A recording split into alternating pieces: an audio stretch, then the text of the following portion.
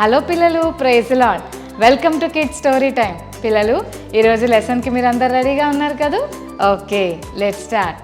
ఒక ఊర్లో రాజేష్ అనే ఒక అంకుల్ ఉన్నాడు పిల్లలు.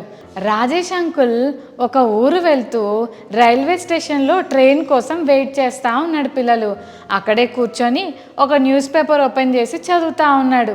సడన్గా అక్కడికి ఒక చిన్న బాబు వచ్చాడు. అతని బట్టలన్నీ చినిగిపోయి ఉన్నాయి, పాత బట్టలు, స్నానం చేసి చాలా రోజులైనట్టుంది. ఆ బాబు వచ్చి, అంకుల్ అంకుల్ నాకు బాగా ఆకలేస్తుంది అంకుల్, కొంచెం డబ్బులు ఉంటే ఇస్తారా అని అడిగాడు పిల్లలు. రాజేష్ అంకుల్కి అర్థం కాలే. ఏంటి బాబు, ఆకలేస్తుందా? అసలు నీ పేరేంటి అని అంటే, నా పేరు టోనీ అంకుల్, నాకు బాగా ఆకలేస్తుంది, కొంచెం మనీ ఉంటే ఇవ్వండి అంకుల్, ఏమన్నా కొనుక్కుంటానని అంటే, అప్పుడు రాజేష్ అంకుల్కి టోనీని చూసి చాలా జాలేసింది పిల్లలు. ఒక మంచి హోటల్కి తీసుకెళ్ళి అక్కడ టోనీకి బిర్యానీ కొనిపించాడు. ఆ బిర్యానీ ప్యాకెట్ తీసుకొని చాలా హ్యాపీగా టోనీ ఒక చోట కూర్చొని గబా గబా తినేస్తున్నాడు పిల్లలు. సడన్గా రాజేష్ అంకుల్ పేపర్ పక్కన పెట్టి ఆ టోనీని చూస్తే టోనీ చాలా ఆకలి మీద ఉన్నాడు పిల్లలు. గబా గబా తినేస్తా ఉన్నాడు. అయ్యో, ఎంత ఆకలిగా ఉన్నాడు ఈ బాబు అని అనుకుంటూ పేపర్ చదువుతున్నాడు పిల్లలు. మళ్ళీ కాసేపు అయ్యాక పక్కకు చూసేసరికి టోనీ సగం అన్నం ఇంకా అలాగే ఉంది. దాన్ని గబగబా ప్యాక్ చేసి ఫాస్ట్గా లేచి వెళ్ళిపోతున్నాడు పిల్లలు. రాజేష్ అంకుల్కి ఏం అర్థం కాలే. అదేంటి, బాగా ఆకలి మీద ఉన్నాడు కదా అని బిర్యానీ కొనిస్తే సగం తినేశాడు, సగం తీసుకొని పరిగెత్తుతున్నాడు. ఏ చెత్త బుట్టలు పడేస్తాడేమో అని చెప్పి, ఏ టోనీ ఇక్కడ రా అని సీరియస్గా పిలిచి, ఏం చేస్తున్నావు నువ్వు? బాగా ఆకలేస్తుంది పాపం, తింటావని నీకు బిర్యానీ కొనిపిస్తే తినేసి గబగబా తీసుకెళ్ళి మిగిలింది పడేస్తున్నావా ఏంటి అని కోపంగా అడుగుతుంటే, అంకుల్ కాదంకుల్, నేను పడేయట్లేదు అంకుల్ అని ఏడ్చుకుంటూ టోనీ రాజేష్ అంకుల్తో ఒక విషయం చెప్తాడు. పిల్లలు, అదేంటో తెలుసా? అంకుల్ బాగా ఆకలేసిన మాట నిజమే, కానీ ఏం జరిగిందో తెలుసా? మా ఇంట్లో మా చెల్లి కూడా ఉంది అంకుల్, పాపం తనకు కూడా బాగా ఆకలేస్తుంది. ఏదో ఒకటి తెచ్చుకుందామని నేను బయటకు వచ్చాను. ఈ బిర్యానీ నేను స్పీడ్గా తింటుంటే నా చెల్లి గుర్తొచ్చింది అంకుల్, అందుకని మా చెల్లికి ఈ ఫుడ్ తీసుకెళ్ళి ఇద్దామని పరిగెత్తుతున్నాను అంకుల్ అని చెప్పాడు పిల్లలు. నిజంగా ఈ మాటలు విన్నప్పుడు రాజేష్ అంకుల్కి చాలా ఏడుపు వచ్చింది. ఎంత కేరింగ్ బ్రదర్ కదా, వాళ్ళ చెల్లికి మరి ఫుడ్ ఉందో లేదో అని, వాళ్ళ చెల్లి కూడా తనలాగే ఆకలితో ఉందని కడుపు నిండా తినకుండా కొంచెం దాచిపెట్టి వాళ్ళ చెల్లికి ఇస్తున్నాడు. సూపర్ రా, నీ ప్రేమ చాలా గొప్పది టోనీ అని అప్రిషియేట్ చేసి వాళ్ళ చెల్లికి కూడా మరొక బిర్యానీ కొనిపించాడు. ఎంత ప్రేమ కదా పిల్లలు. మీ అందరికీ మదర్ తెరీసా తెలుసు కదా, మరి మదర్ తెరీసా గారు కూడా ఒకసారి ఏం చేసిందో తెలుసా? ఒకరోజు ఒక ఇంటికి వెళ్ళిందట పిల్లలు. ఆ ఇంట్లో చాలామంది చిన్న చిన్న పిల్లలు ఉన్నారు. వాళ్ళ ఇంట్లో తినటానికి అసలు ఫుడ్డే లేదంట. ఇంటికి వెళ్ళేసరికి అందరూ చాలా సాడ్గా బాధగా ఉండేసరికి మదర్ తెరీసాకి చాలా బాధేసి, అమ్మా ఏమైందమ్మా అని అడిగిందట పిల్లలు. అప్పుడు వాళ్ళు చెప్పారంట, అమ్మా మాకు తినటానికి ఫుడ్ లేదు, ఇంట్లో అస్సలు డబ్బులు లేవు, మా పిల్లలందరూ ఆకలితో 2 రోజుల నుంచి ఇలాగే చాలా ఆకలితో ఉన్నారమ్మా అనేసరికి, అయ్యో అవునా, ఇక్కడే ఉండండి నేను ఇప్పుడే వస్తానని చెప్పి ఒక పెద్ద రైస్ బ్యాగ్ తీసుకొని వాళ్ళకి ఇచ్చిందంట పిల్లలు. ఇచ్చేసరికి వావ్, మన ఇంటికి రైస్ బ్యాగ్ వచ్చింది, ఇక నుంచి మనకి కొన్ని రోజుల వరకు ఫుడ్ గురించి బాధే లేదు అని అందరూ హ్యాపీగా ఫీల్ అవుతున్నారంట. కానీ ఆ ఇంట్లో ఉన్న ఆంటీ ఏం చేసిందంటే, గబగబా ఆ బ్యాగుని తీసుకొని దాంట్లో ఉన్న బియ్యంని 2 భాగాలుగా చేసి సగం ఆంటీ ఇంకొక బ్యాగ్ గబగబా ప్యాక్ చేసి వాళ్ళ ఇంటి పక్కనే ఉన్న మరొక ఫ్యామిలీకి పంపించిందట. మదర్ తెరీసాకు అర్థం కాలేదు. అమ్మా మీరే కష్టాల్లో ఉన్నారు, మీకే తినటానికి లేదు, అలాంటప్పుడు మీరేంటమ్మా మరొకరికి ఇస్తున్నారు అని అంటే, అప్పుడు ఆ ఆంటీ చెప్పిందట, అమ్మా మా మాతో పాటు వాళ్ళు కూడా ఇదే పరిస్థితిలో ఉన్నారు. వాళ్ళ ఇంట్లో వాళ్ళు కూడా ఎవ్వరికి తినటానికి లేదు, ఎంత కష్టంలో ఉన్నారు తెలుసా. అందుకని మాకు దేవుడు ఇచ్చాడు కదా అని మేము కూడా మాకున్న దాంట్లోనే వాళ్ళకి హెల్ప్ చేయాలని అనిపించిందమ్మా. అందుకని మేం పడుతున్న బాధ వేరే ఒకరు పడకూడదని వాళ్ళకు హెల్ప్ చేశామని చెప్పిందట. నిజమే కదా పిల్లలు, ఎంత ప్రేమగా ఇతరుల గురించి ఆలోచిస్తూ వారికి హెల్ప్ చేసే మనస్సును దేవుడు వారికి ఇచ్చాడు. బైబిల్ గ్రంథంలో కూడా ఒక ఆంటీ ఉంది. ఆ ఆంటీ బెత్లెహేమ్ అనే ఊర్లో ఉండేది. ఆ ఆంటీకి 2 కొడుకులు. ఆ ఆంటీ వాళ్ళ హస్బెండ్ పేరు ఎలిమెలకు. ఈ ఫ్యామిలీ బెత్లెహేమ్లో ఉంటున్నప్పుడు భయంకరమైన కరువు వచ్చింది. కరువు అంటే అన్నం ఉండదు, నీళ్లు ఉండవు, మనకి ఫుడ్డే ఉండదు. వర్షాలు లేకపోవడం వల్ల అన్ని వాటర్ ఎండిపోతాయి. ఇక వాటర్ లేకపోతే బ్రతకడం చాలా కష్టం కదా. ఆ ఊర్లో అంత కష్టమైన పరిస్థితి వచ్చినప్పుడు అందరూ ఇబ్బంది పడుతున్నారు. వాళ్ళల్లో నయోమి ఆంటీ వాళ్ళ ఫ్యామిలీ అనుకున్నారు, ఈ ఊర్లో ఉండి బాధపడే కంటే వేరే ఊరు వెళ్ళిపోయి కొంతకాలం అక్కడ ఉందాంలే అని అనుకొని ఫ్యామిలీ అంతా కలిసి మరి బెత్లెహేమ్ నుంచి మోయాబు అనే దేశానికి వెళ్ళారు పిల్లలు. ఆ దేశంలో దేవుని నమ్ముకున్న వారు లేరు. ఆ దేశంలో చర్చి లేదు. ఆ దేశంలో ప్రార్థన జరగదు. అలాంటి ప్లేస్లోకి వెళ్ళి ఆంటీ అంకుల్ చాలా నష్టపోయారు. అంకుల్ సిక్ అయి చనిపోయాడు. ఆంటీ ఇంకా 10 సంవత్సరాలు అక్కడే ఉండి వాళ్ళిద్దరు కొడుకులకి ఆ మోయాబు దేశంలో ఉన్న అక్కల్నిచ్చి పెళ్లి చేసింది. 10 ఇయర్స్ తర్వాత ఆ అన్నలిద్దరూ చచ్చిపోయారు పిల్లలు. ఏం చేయాలో అర్థం కాక ఆంటీ చాలా బాధపడుతూ ఎలిమెలకు అంకుల్ చచ్చిపోయాడు, మహలోను కిలియోను చచ్చిపోయారు, ఇప్పుడు నేను ఒక్కదాన్ని 2 కోడళ్లతో ఉన్నాను, ఇప్పుడు నేను ఇక్కడే ఉంటే నేను కూడా ఇక్కడే చచ్చిపోతానేమో, వద్దు వద్దు నేను ఎట్లయినా సరే మా ఊరు వెళ్ళిపోతానని ఆంటీ నిర్ణయించుకొని వాళ్ళిద్దరు కోడలను పిలిచి, ఓర్పా రూతు మీకు ఒక విషయం చెప్పాలి, నేను తిరిగి మా ఊరు వెళ్ళిపోదామని అనుకుంటున్నా. నా దగ్గర నుంచి మీకు ఏ డబ్బులు రావు, నా వల్ల మీకు ఏ లాభం లేదమ్మా. కాబట్టి మీరేం చేస్తారంటే మీ మమ్మీ డాడీ వాళ్ళ దగ్గరకు మీరు వెళ్ళిపోండి. మీ మమ్మీ డాడీ మీకు మంచి ఫ్యూచర్ ఇస్తారు. నేనేమో మా ఊరు వెళ్ళిపోతానమ్మా, వెళ్ళిపోండి అమ్మా అంటే, ఇద్దరు మేము వెళ్ళమాంటీ, మీతోనే ఉంటామాంటీ అన్నారు.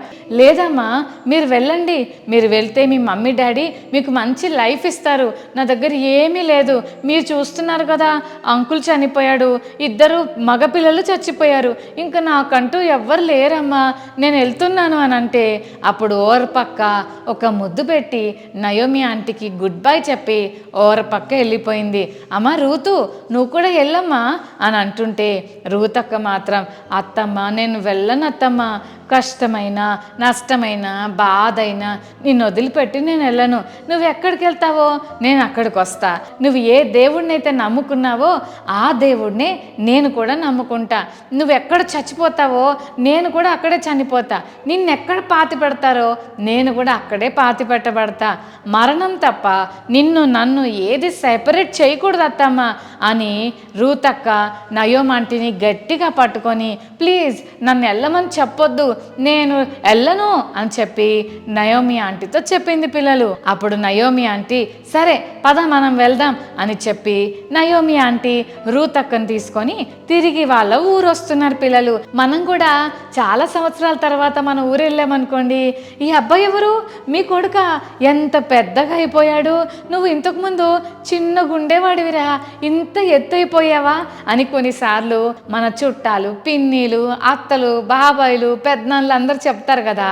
అలాగే నయోమి ఆంటీ వాళ్ళ ఊరు చాలా సంవత్సరాల తర్వాత వెళ్తే అందరూ నయోమి ఆంటీని చూసి, ఏ నీ పేరు నయోమి కదా, ఏంటి అలా అయిపోయావు, అయ్యో నయోమక్క చాలా పాడైపోయావక్క, అందరూ నయోమి ఆంటీని చూసి చాలా బాధపడుతుంటే నయోమి ఆంటీ అంటది, నేను అన్నీ తీసుకొని ఇక్కడ నుంచి వెళ్ళాను కానీ ఏమీ లేకుండా ఈ ఊరు తిరిగి వచ్చాను, నా లైఫ్లో చాలా కష్టాలు వచ్చాయి, నా భర్త పిల్లలు అందరు చచ్చిపోయారు, కాబట్టి ఇప్పటి నుంచి నన్ను ఎవ్వరు కూడా నయోమి అని అనకండి, నన్ను మారా అనండి. అంటే అన్నీ పోగొట్టుకుని చేదు బిట్టర్ లైఫ్ నేను ఎక్స్పీరియన్స్ చేస్తున్నా, నా లైఫ్లో సంతోషం లేదు అని చెప్పి ఆంటీ అందరికీ చెప్పింది పిల్లలు. అయ్యో అదేంటక్క అలా అంటావని ఊర్లో వాళ్ళందరూ చేర్చుకున్నారు. అక్కడున్న వాళ్ళందరూ మరి ఈ ఈమెవరు అని అంటే నా కోడలు, ఈమె పేరు రూతు, ఎల్లమన్నా ఎల్లకుండా నన్ను వెంబడిస్తూ నమ్మకంగా ఇక్కడ దాకా వచ్చింది అని తన కోడలు రూతు గురించి పరిచయం చేసింది. పిల్లలు అందరూ రూతక్కను చూస్తూ ఉన్నారు. కొంతమందికి అయితే కోపం వస్తుంది. ఇదిగో వీళ్ళ ఊరు వెళ్ళి మా నయోమక్క మొత్తం పోగొట్టుకుంది, ఇదిగో వీళ్ళ ఊరు వెళ్ళటం వల్ల మా అక్క ఇలా పాడైపోయింది అని కొంతమంది తిట్టుకునేవారు ఉన్నారు. ఆ రూతక్కకి పిల్లలు లేరు, హస్బెండ్ లేడు కాబట్టి ఒకప్పుడు ఆమెకు యేసయ్య గురించి తెలీదు. అందుకని నన్ను ఎక్కిరిస్తారేమో, నన్ను బాధ పెడతారేమో అని అనేక రకాల భయాలున్నా రూతక్క మాత్రం నమ్మకంగా నయోమి ఆంటీతో పాటు దేశాన్ని వదిలిపెట్టి బెత్లెహేమ్కి వచ్చింది. పిల్లలు బెత్లెహేమ్లో రూతక్క ఏమీ ఇంట్లోనే ఉండిపోలేదు. అత్తమ్మ ఈ ఊరేంటో నాకు తెలీదు, నేను ఇక్కడే ఉంటా, నువ్వు వెళ్ళి కష్టపడి డబ్బులు తీసుకురాపో అని అనలేదు. కానీ కష్టపడడానికి ఇష్టపడింది.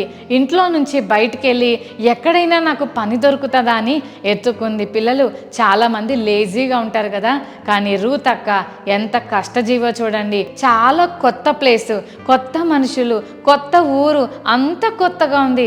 బట్ స్టిల్ వెళ్ళి పని చేయడానికి ఇష్టపడింది. రూత్ అక్క కష్టపడటానికి ఇష్టపడింది. ఆ బెత్లెహేమ్లో పొలం పని చేస్తున్న వారు చాలామంది ఉన్నారు. ఆ పొలంలో పనిచేస్తున్న వర్కర్స్ అందరూ పండినవన్నీ కూడా కలెక్ట్ చేస్తుంటే కింద పడిపోయినవన్నీ ఏరుకుంటూ తన చున్నీలో వేసుకొని అన్నీ కలెక్ట్ చేసుకుంది. పిల్లలు ఆ దేశంలో ఎవరైనా కింద వదిలేసినవి ఏరుకుంటున్నారంటే వాళ్ళు చాలా పూర్ అని అర్థం. అందులో రూతక్క అలా ఏరుకోవడానికి ఇష్టపడింది. పిల్లలు ఆ పొలం బోయాజు అంకుల్ది. బోయాజు అంకుల్ పొలంలో పనిచేస్తున్న వాళ్ళందరూ కూడా ఆమెను చూసి ఎంత చక్కగా ఉంది, ఎవరిని ఏమీ అనకుండా సైలెంట్గా వచ్చి పడిపోయిన ఎవలు అన్నీ కూడా కలెక్ట్ చేసుకొని మరి జాగ్రత్తగా వెళ్తుంది, ఎంత డీసెంట్గా ఉంది అని అందరూ ఆమెను అబ్జర్వ్ చేస్తూ ఉన్నారు. ఆ పొలం యొక్క సార్ అయిన బోయాజ్ అంకుల్ అన్నాడు, మీరెవ్వరూ ఆమెను ఇబ్బంది పెట్టద్దు, ఆమె కోసం ఇంకొన్ని వదిలేయండి అని చెప్పాడు. పిల్లలు వాళ్ళ సార్ ఆ మాట చెప్తే పొలంలో అన్నీ ఏరుకుంటూ రూతక్కను చూడగానే ఇంకొన్ని వదిలేసి అలా వదిలేసుకుంటూ తీసుకొని వెళ్తా ఉన్నారు. పిల్లలు అయితే రూతక్క ఏం చేసిందో తెలుసా, ఈరోజు నాకు బోల్డ్ అని దొరికాయి కాబట్టి అన్నీ నేను దాచిపెట్టేసుకుంటా, మళ్ళీ నాకు ఇంకా ఆకలేసినప్పుడు ఉంటాయో ఉండవో అని దాచుకునే ప్రయత్నం చేయలేదు. కానీ రూతక్క కొన్ని తిని మిగిలిన కొన్ని దాచిపెట్టుకొని ఇంట్లో ఉన్న నయోమి ఆంటీ కోసం జాగ్రత్తగా తీసుకొని వెళ్ళింది. నయోమి ఆంటీ ఎంత హ్యాపీగా ఫీల్ అయిందో కదా. నయోమి ఆంటీ దగ్గర ఏమీ లేవు, తినటానికి సరైన ఫుడ్ లేదు, డబ్బులు లేవు, ఇంట్లో కొడుకులు లేరు, హస్బెండ్ లేరు, ఒంటరిగా బతుకుతుంటే ఆంటీని నిజంగా ప్రేమించిన రూతక్క తాను తినటమే కాకుండా మరి వాళ్ళ అత్త అయిన నయోమికి జాగ్రత్తగా తీసుకెళ్ళింది. ఎంత ప్రేమ కదా. ప్రేమ కలిగిన వారు ఇతరులకు పంచుతారు. మీలో చాలామంది స్కూల్లో ఫ్రెండ్స్ ఎప్పుడైనా అరే నేను ఈరోజు పెన్సిల్ తెచ్చుకోలేదురా, నాకు పెన్సిల్ ఇవ్వా అని అడిగితే ఎక్స్ట్రా పెన్సిల్ తెచ్చుకునే వాళ్ళు చాలామంది మీ ఫ్రెండ్స్కి షేర్ చేస్తారు కదా. ఒకవేళ మీరు లంచ్ టైంలో మీ ఫ్రెండ్ లంచ్ బాక్స్ తెచ్చుకోలేదనుకోండి, అమ్మో ఈరోజు మా మమ్మీ చికెన్ వండింది, వాడు కనుక చూశాడనుకో పీస్ ఇచ్చారా నాకు ఇచ్చారని అడుగుతాడని గుట్కు మింగేస్తుంటారు కొంతమంది. కానీ మంచి మనసు కలిగిన వారు, యేసయ్య ప్రేమ కలిగిన వారు తన ఫ్రెండ్స్కి షేర్ చేసుకుంటారు. ఇందాక మనం చూసాం కదా, టోనీ తన కడుపు మాత్రమే నింపుకోలేదు కానీ తన చెల్లి గురించి ఆలోచించాడు. మదర్ తెరిసా ఆంటీ దగ్గర కూడా మనం ఒక విషయం నేర్చుకున్నాం. ఆంటీ ఒక ఫ్యామిలీకి రైస్ బ్యాగ్ ఇస్తే ఆ ఫ్యామిలీ అదే బాధలో ఉన్న మరొక కుటుంబానికి వాళ్ళకు వచ్చిన దాంట్లో సగం షేర్ చేశారు కదా. అలాగే రూత్ అక్కకు కూడా గ్రెయిన్స్ దొరికిన ఈ అక్క కలెక్ట్ చేసినవన్నీ తన కోసమే ఉంచుకోకుండా తను సెల్ఫిష్గా లేకుండా నయోమి ఆంటీ కోసం దాచిపెట్టి ఇచ్చింది. చెల్లి తమ్ముడు నీవు నేను కూడా ఇతరులకు హెల్ప్ఫుల్గా మనం ఉండాలి, ఇతరులకు మనం షేర్ చేసేవారిగా ఉండాలని ఈ కిడ్ స్టోరీ టైం ద్వారా నేర్చుకున్నాం. ఓకేనా పిల్లలు, మరి ఈరోజు నుంచి అలా ఉంటారు కదా. అలాంటి మనసు మనకి ఏమని యేసయ్యని అడుగుదామా? రైట్, కళ్ళు మూసుకోండి, చిన్న ప్రార్థన చేసుకుందాం. ప్రేమగల తండ్రి మీకు వందనాలు ప్రభువా. ఈరోజు కిడ్ స్టోరీ టైం ద్వారా మీరు మాతో మాట్లాడిన ప్రతి మాటను బట్టి స్తోత్రాలు ప్రభువా. టోనీ ఎలాగైతే వాళ్ళ చెల్లికి ఇచ్చాడో, రూత్ అక్క నయోమి ఆంటీకి ఎలాగైతే ఎలాగైతే ఇచ్చిందో మేము కూడా ఇతరులకు షేర్ చేసేవారిగా ఉండడానికి సహాయం చేయండి. స్కూల్లో కానీ, ఇంట్లో కానీ, మా ఫ్రెండ్స్ విషయంలో కానీ ఇతరులకు మేలుకరంగా మేము ఉండటానికి సహాయం చేయమని, ఈ కిడ్స్ స్టోరీ టైం చూస్తున్న ప్రతి చెల్లి తమ్ముడిని స్పెషల్గా దీవించమని యేసు నామమున వేడుకొని ప్రార్థిస్తున్నాం తండ్రి. ఆమేన్.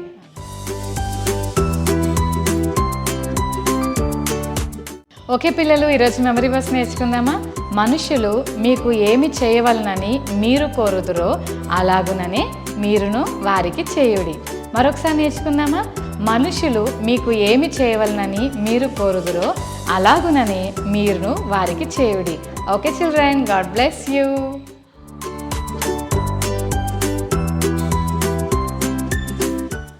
టోనీ మిగిలిన ఫుడ్ ఎవరికి తీసుకొని వెళ్ళాడు? మదర్ తెరీసా ఒక ఆంటీకి రైస్ బ్యాగ్ ఇస్తే ఆ ఆంటీ ఏం చేసింది? నయోమి ఆంటీ వాళ్ళ ఫ్యామిలీ బెత్లెహేము నుండి ఏ దేశానికి వెళ్ళారు? కష్టపడటానికి ఇష్టపడింది ఎవరు? రూతక్క తన ఫుడ్ని ఎవరితో షేర్ చేసింది?